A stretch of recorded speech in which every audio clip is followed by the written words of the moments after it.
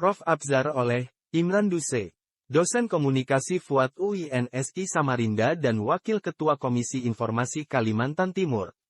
Di penghujung pidato itu, ia akhirnya tak kuasa mengempang air mata.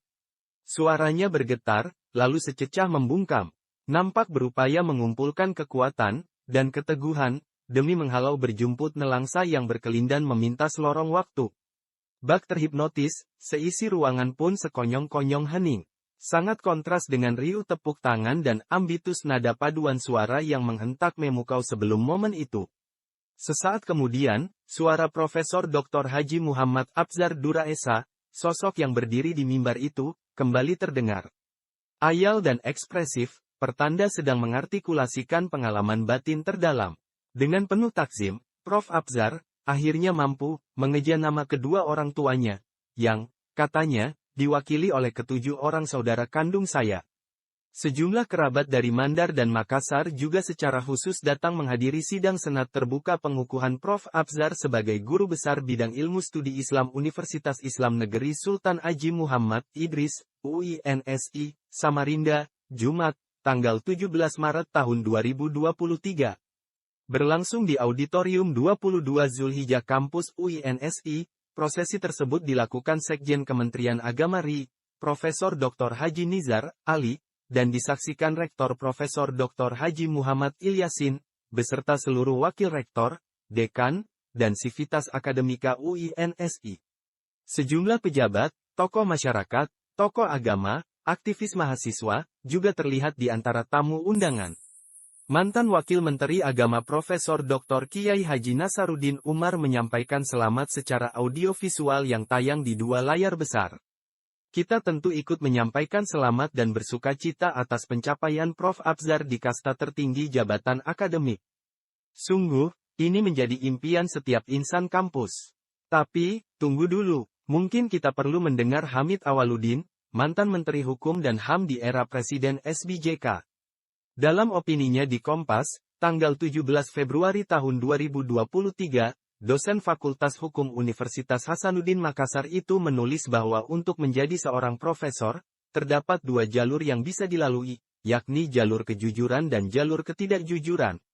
Jalur kejujuran, kata Hamid, lazimnya ditempuh oleh mereka yang termotivasi keinginan luhur untuk berkhidmat bagi ilmu pengetahuan demi kemaslahatan bersama. Sementara jalur ketidakjujuran diikuti para pemburu aksesori dan pemburu rente. Dengan kata lain, bahkan untuk menjadi profesor yang sungguhan pun bau bacin itu kuku mengintai. Kita tahu, Prof. Abzar tiba di mimbar itu setelah melangkaui perjalanan panjang dan mengenyahkan berbongkah godaan di jalur kejujuran. Dilahirkan di Polewali Mandar, 51 tahun lalu, anak keempat dari 8 bersaudara ini menghabiskan masa kecil dan sekolah dasarnya di tanah kelahiran. Kemudian melanjutkan ke Pondok Pesantren Darut Dakwah Wal Irsyad, DDI, Kabalangan di Pinrang, Sulawesi Selatan. Lalu meraih gelar sarjana, 1996, Magister, 2001, dan Doktor, 2013, di IAIN, sekarang UIN, Alauddin, Makassar. Di tahun 1999, lelaki Mandar ini menyeberang lautan, menuju Pulau Impian. Menjadi saksi dan pelaku sejarah transformasi STAIN menjadi IAIN hingga kini mewujud sebagai UINSI Samarinda, di mana Prof. Abzar mengajar dan saat ini sebagai Wakil Rektor Bidang Kemahasiswaan. Ia juga aktif di berbagai organisasi keagamaan dan kemasyarakatan.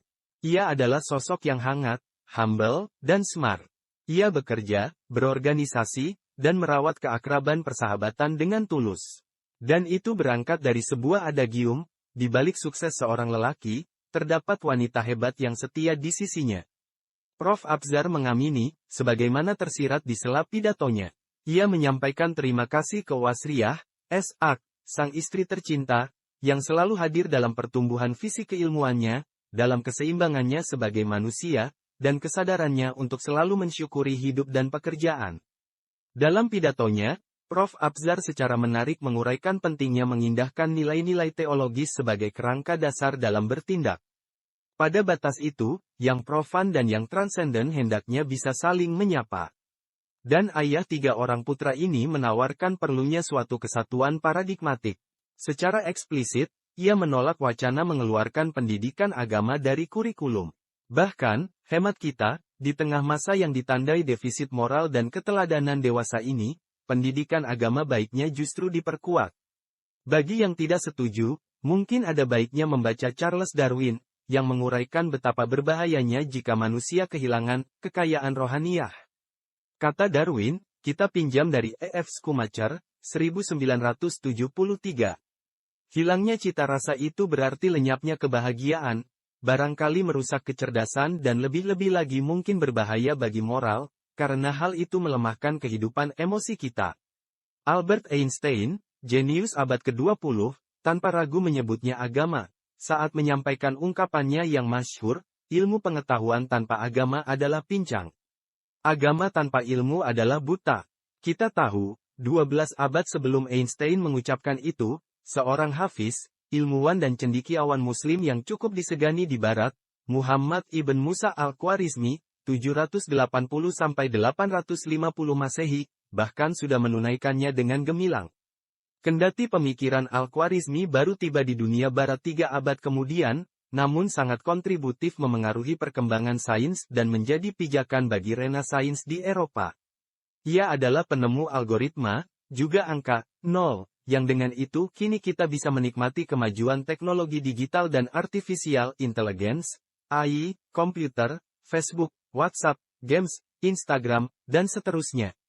Pemikir besar revolusi ilmiah abad ke-17, Isaac Newton, tanpa ragu menyebut al-Khwarizmi, dan masih banyak yang lain, sebagai raksasa ilmu pengetahuan. Ketika seorang murid menjulukinya sebagai saintis terhebat, Newton menjawab, jika aku dapat melihat lebih jauh, hal itu lantaran aku berdiri di atas pundak para raksasa. Berdiri, artinya terkoneksi, terhubung melalui sitasi. Begitulah ilmu pengetahuan bekerja, mendayung dalam dialektika tesis-antitesis-sintesis, melampaui berlapis generasi, pada sepanjang tepian sejarah umat manusia.